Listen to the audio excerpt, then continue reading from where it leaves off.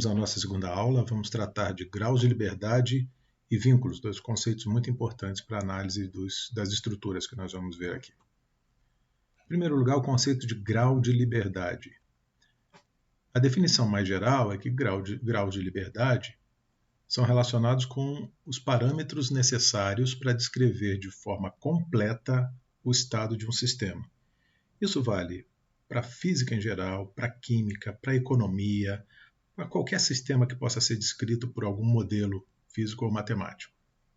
Em dinâmica, a gente chama de grau de liberdade o número mínimo de coordenadas que descrevem de maneira completa o movimento de um corpo. Como a gente vai tratar aqui de estática, não queremos as nossas estruturas se movendo nessa disciplina, nós vamos chamar de grau de liberdade o número de possíveis movimentos, aqueles que a gente quer evitar. Possíveis movimentos que um elemento estrutural ou um sistema estrutural pode realizar. Então, num corpo rígido no espaço 3D, eu posso considerar que ele pode se mover de 6 maneiras. Poderia transladar ao longo de 3 eixos e girar em torno de 3 eixos. Portanto, corpo rígido no espaço 3D tem 6 graus de liberdade. Se eu restringo esse corpo rígido ao movimento em apenas um plano, no espaço 2D, eu tenho 3 graus de liberdade. 2 movimentos de translação e 1 movimento de rotação sem sair do plano. Evidentemente, graus de liberdade, vocês já devem ter percebido, tem relação com aquilo que a gente tratou na aula anterior, que são as equações de equilíbrio. Então, por exemplo, no caso do equilíbrio estático de um corpo rígido, equilíbrio estático pressupõe que ele esteja com as 6 equações de equilíbrio satisfeitas, somatório de forças nas 3 direções iguais a zero, somatório de momentos nas 3 direções também igual a zero. O que isso quer dizer? Que o número de graus de liberdade, ou seja, o número de movimentos que ele pode fazer, é o mesmo número de equações que eu preciso satisfazer para impedir esses movimentos. Então, lá eram 6 equações de equilíbrio, na aula passada a gente chamou de 6 equações de equilíbrio, porque eu preciso restringir 6 graus de liberdade. O mesmo vale para o corpo rígido no plano.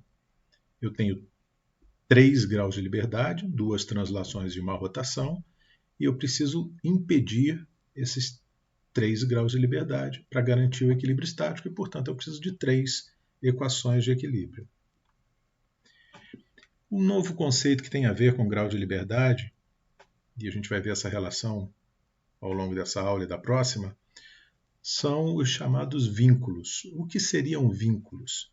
Vínculos são restritores de movimentos de uma estrutura ou de um elemento estrutural.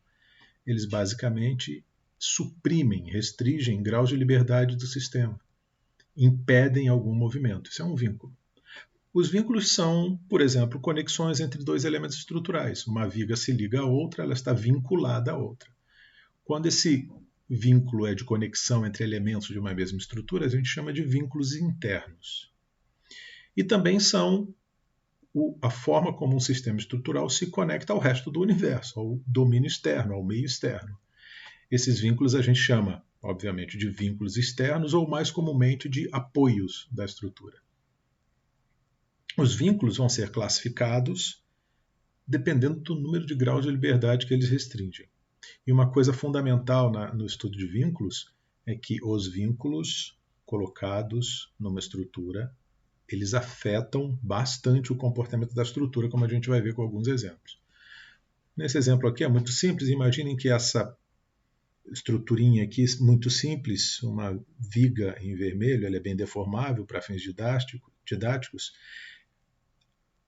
com restrições nas 2 extremidades.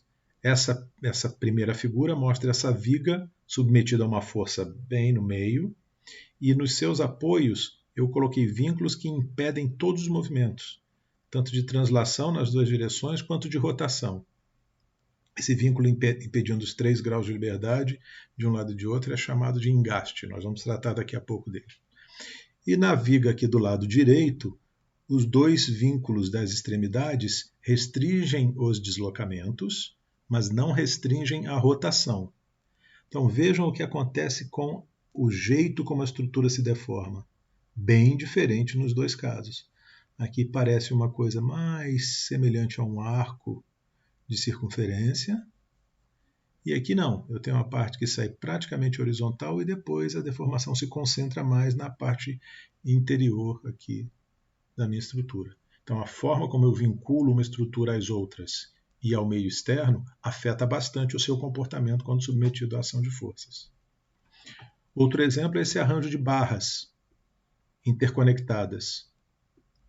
Se essas conexões permitirem a rotação relativa, eu aplico uma força lateral, essa estrutura vai girar. O quadrado aqui de cima, ele não é estável, nem esse aqui de baixo, e, portanto, em função das rotações, a estrutura vai colapsar e não vai manter o equilíbrio estático quando submetido a uma força lateral, por menor que seja. Portanto, eu precisaria de vínculos que também evitassem a rotação ou mudassem o arranjo de barras, como a gente vai ver mais tarde quando tratar de treliças. Então vejam, em representações esquemáticas, uma viga aqui teria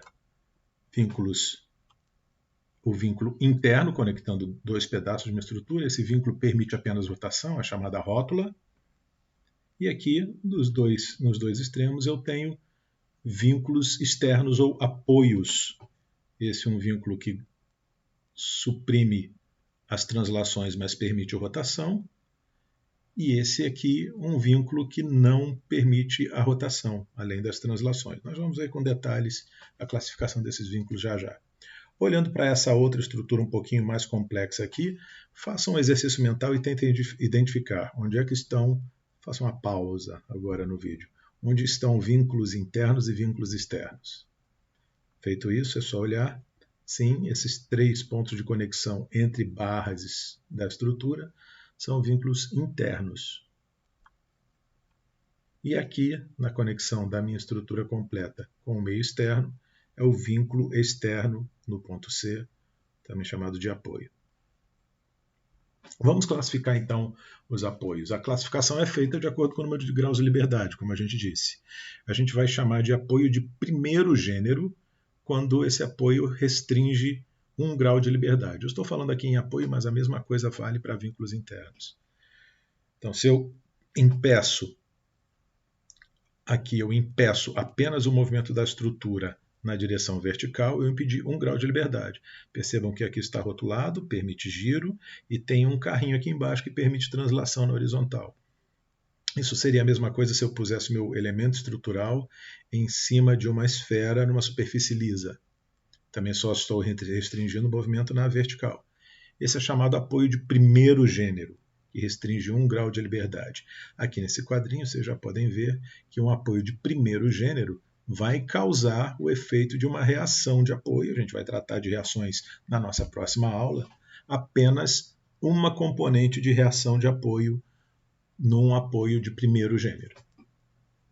O de segundo gênero, como vocês podem imaginar, impede 2 graus de liberdade de agirem. Por exemplo, se eu mantiver um apoio desse tipo, rotulado, mas fixo nas suas translações, ele não move nem na vertical e nem na horizontal. A representação esquemática que a gente faz é essa aqui.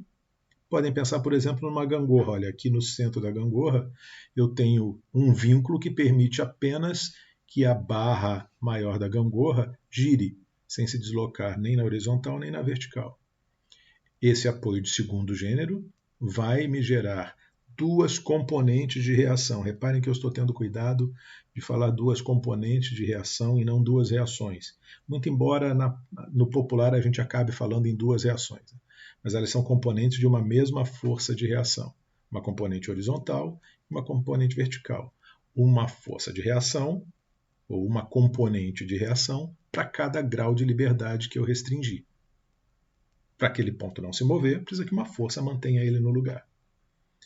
E assim, o terceiro gênero, evidentemente, estamos falando de apoios por enquanto apenas no plano, ele restringe os 3 graus de liberdade no plano. É o chamado engaste. Então, se isso aqui é o meu componente estrutural, essa é uma forma de fixar o meio externo que impede tanto deslocamentos vertical e horizontal, como também a rotação em torno do eixo que sai do plano, o eixo Z. Vários exemplos aqui mostrando uma viga totalmente parafusada por uma longa área numa outra vertical, ou degraus de uma escada estilizada aqui, se for bem feita ela não vai quebrar, obviamente, presas apenas nessa nessa viga inclinada aqui.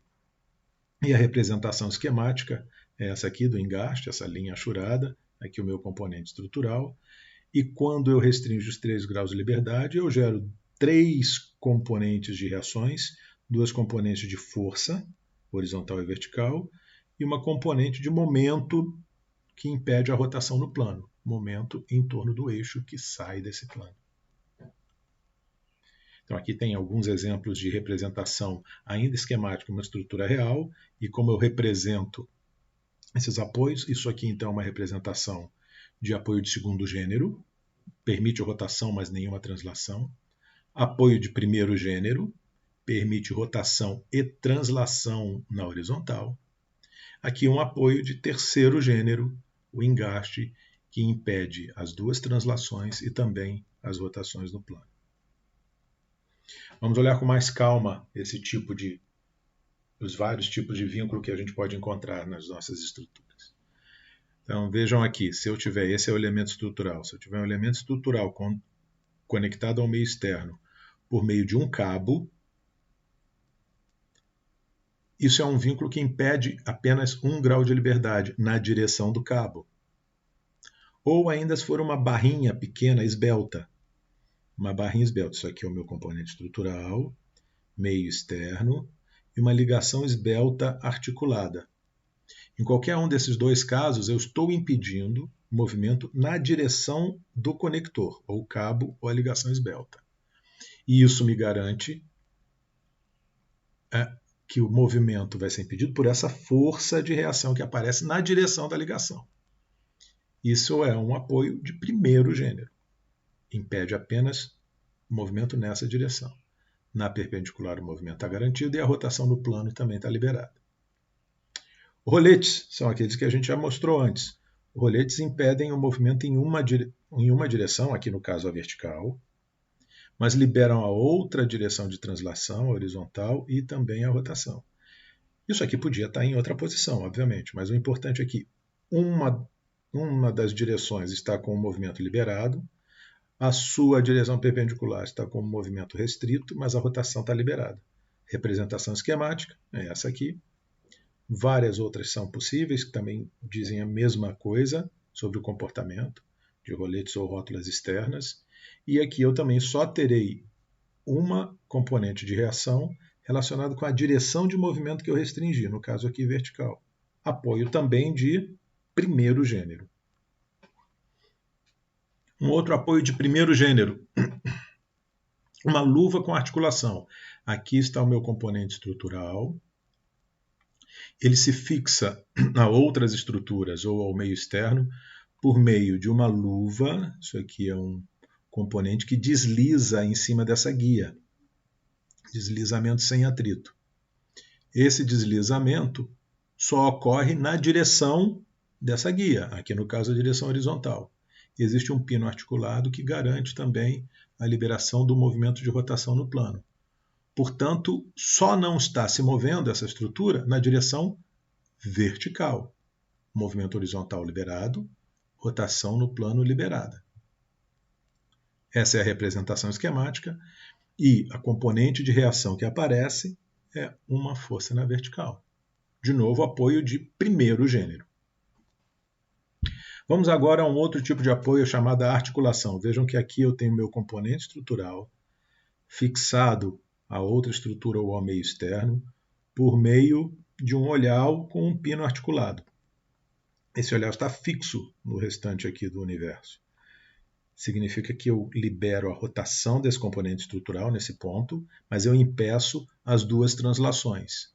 Essa é a representação esquemática. Eu impedi 2 graus de liberdade de agirem, portanto, o apoio de segundo gênero, e aparecem 2 componentes de força de reação aqui. Um outro apoio de segundo gênero. Vejam que o importante é o número de graus de liberdade que são restritos, não o tipo. Aqui nesse caso eu tenho uma conexão, isso é a minha estrutura, está presa em 2 roletes rigidamente conectados, e esses roletes possuem movimento restrito a uma guia vertical. Portanto, essa estrutura pode mover na vertical, mas não pode mover na horizontal. E como está presa aqui numa conexão rígida com os roletes, ela também não pode girar. Portanto, eu impedi o grau de liberdade de movimento horizontal e o grau de liberdade de rotação no plano. Apoio de segundo gênero. Duas componentes de reação. Um momento para impedir a rotação e uma força horizontal para impedir a translação horizontal. Isso vale também para uma luva rígida. Vejam no slide anterior, falando sobre luva, deixa eu voltar rapidamente, que essa luva era articulada. A estrutura se conecta à luva deslizante por meio de um pino que permite a rotação. Se esse pino não existisse, for soldado na luva, eu tenho a chamada luva rígida. A luva rígida impede a rotação. E, portanto, eu tenho exatamente o mesmo caso dessas duas componentes representadas aqui. Quando eu faço um desenho esquemático, em geral, é essa aqui a representação que eu uso. Roletes na direção liberada e uma conexão rígida para garantir que não move na direção perpendicular ao movimento e também não gira no plano. Apoio de segundo gênero. E o apoio rígido, apoio de terceiro gênero, é o chamado engaste. Eu restringo, eu soldo, eu faço um embutimento, eu faço o parafusamento de uma região grande aqui com flange. Qualquer uma dessas conexões da estrutura com o meio externo impede translações nas duas direções e impede também a rotação. Sendo assim, aparecem três componentes de reação, forças nas duas direções e momento em torno do eixo perpendicular ao plano, que impedem a movimentação nos 3 graus de liberdade da estrutura. Então aqui a gente tem uma série de outras representações possíveis para os vários apoios. Fica aqui como um dicionário de representação de apoios para vocês, com várias combinações possíveis, de primeiro, segundo e terceiro gênero. É possível pensar nessa mesma coisa também em estruturas espaciais. Nós vamos fazer pouquíssimo trabalho aqui com estruturas espaciais tridimensionais nesse primeiro curso. Nós vamos tratar mais de estruturas no plano, mas fica aqui para vocês registro. Depois vocês olhem e analisem cada um desses apoios e entendam quais são os graus de liberdade e os movimentos impedidos e liberados de cada um deles.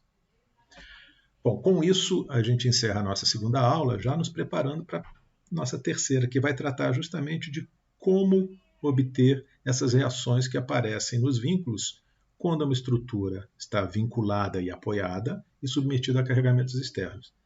Essas forças todas que aparecem nos vínculos são importantes para o comportamento estrutural, como a gente viu nos exemplos que a gente mostrou. E é disso que nós vamos tratar na próxima aula. Até lá!